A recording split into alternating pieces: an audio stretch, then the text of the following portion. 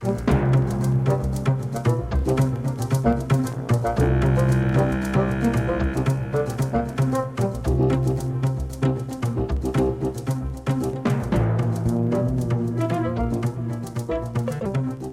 long as I can see it and we know what you want, my hands can do it for you.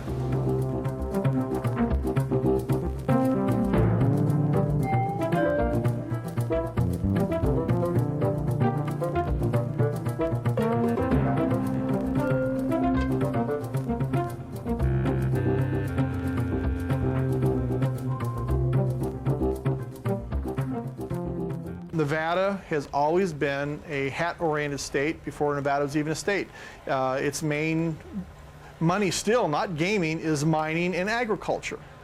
The miners, agriculture, the cattlemen, which this state was built on, have always worn hats. And with the hats come a lot of stories, a lot of lies, and a lot of sentimental value. We rebuild an awful lot of hats for people whose granddaddy had the hat, whose father had the hat. We have had hats that people, their friend was killed in a wreck, and we put inside the sweatband, this hat belonged to so-and-so, killed such and such a date for so-and-so. They're never gonna wear the hat again, it's gonna hang on the wall, but it was their buddy's hat. And that's what they have to remember him by. It's a derby, a top hat, a fedora, and cowboy hat of all description. We're going to take you on a little journey and show you briefly why we make the best hats in Nevada. This is a pure beaver hat. Most of your hat bodies today you're going to find at the stores are rabbit fur, rabbit beaver blend up to pure beaver hat. This is the finest you're going to get. Rabbit is a good hat. When you get into your rabbit wool or wool blend hats, they're the poorest quality. This hat is no shape to it. We're going to set the size, we're going to set the height of the crown, we're going to make everything to the hat you want. Everybody's heard of hat blocking. Not everybody's seen a hat block. These are hat blocks. They're different heights, different sizes. They're all marked what size and style they are for doing different hats and different creases. We have fedora blocks, Roy Rogers blocks. You're doing the Roy Rogers hats, different kind of buckaroo blocks. You're doing all the old-time cowboy hats. When the hat's in the steam pot, we turn a little steam on it, we start getting the crown hot. Fur, when it is hot, gets very elastic and stretchy. Not super stretchy like silly putty, but it will stretch and it'll conform what we want to do. This blocking machine was new and being used during the Civil War, so it's well over 100 years old. And currently, we're doing over 3,000 hats a year in it. So, Civil War to now, still making hats. It's going to go from here into the blocking machine. The blocking machine, when we put it underneath here, we'll grab the brim, we'll steam it up and pull it out.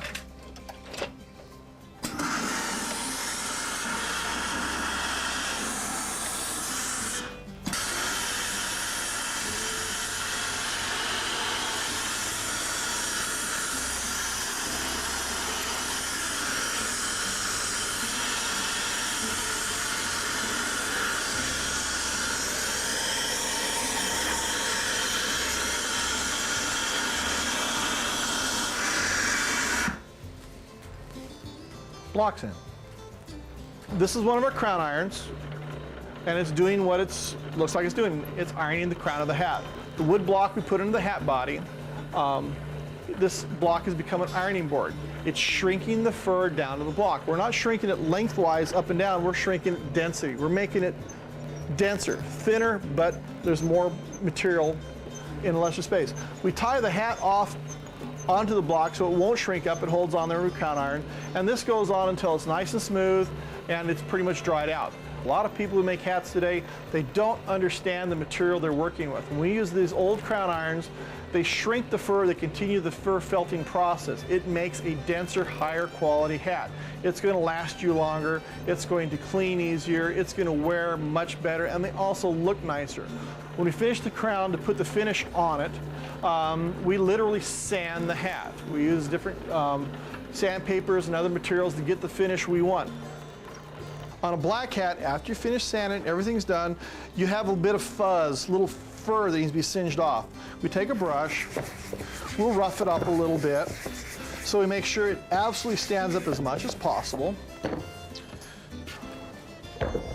Take some 99% alcohol, we dampen the hat. We put the ring on just so we don't getting this onto the brim, and we get rid of all the excess fur. And we kind of run around, let the flames singe it down until it goes out. Now when you brush it off, you have a very nice slick finish, so you have the hottest cool hat in town. This little tool is our conformator. What it does is it'll take the shape of a person's head so we can transfer this into the hat. When we make a hat, we make it the correct size so it'll fit their head, but nobody's head is shaped like somebody else's head. What this basically does is when you put it on someone's head, let go of it, it sets their head shape. I'm an egg oval. This particular tool was made between 1843 and 1865. Most of your hats back that period, there's a lot of top hats, hard hats. When you made a hat for somebody, this is where you got your head shape. When you make a hat, this one isn't made, but when the sweatband and everything's together, it goes into the hat, and you'd steam and press the brim to your head shape, and that would make it fit your head absolutely perfect.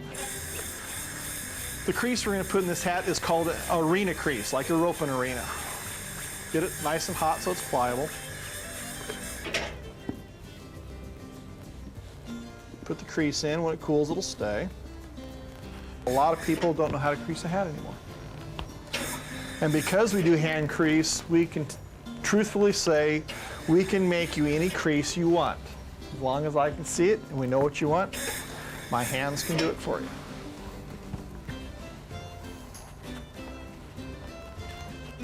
It's basically the hat ready to be stuffed with the satin and ready to go wearing.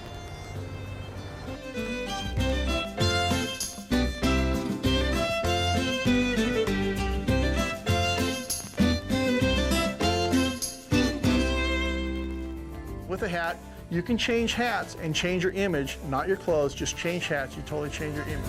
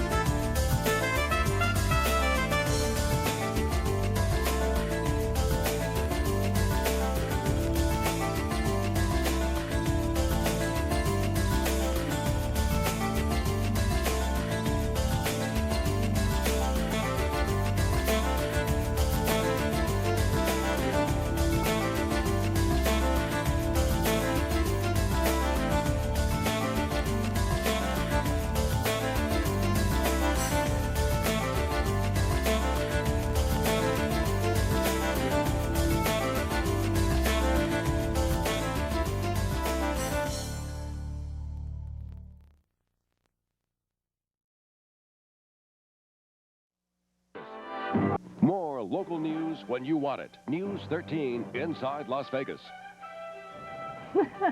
Well, time for this week's Nate on the Job, and I have to take off my hat to you on this one, Nate. Oh, my. Good joke. But really, people are not wearing hats like they used to. No, I think, everybody's parents and grandparents did, but it's hard to find custom hat makers these days, too. However, I did find one where you can conjure up a camouflage cowboy cap or forge a fine fedora. Here's this week's Nate on the Job. All these hat bodies, different colors, are any hat in the world you want. We can take the 5X hat bodies here, we can take this, make a dress hat, we can make cowboy hat, we make derbies, top hats, anything you want to. They all start here. Well, actually, they all start here as rabbit fur, beaver fur, or a combination of the two. Here the fur is being processed through a mixer for proper blending. The blended fur is then hand-fed into a blower, which separates the fur from the hair and impurities.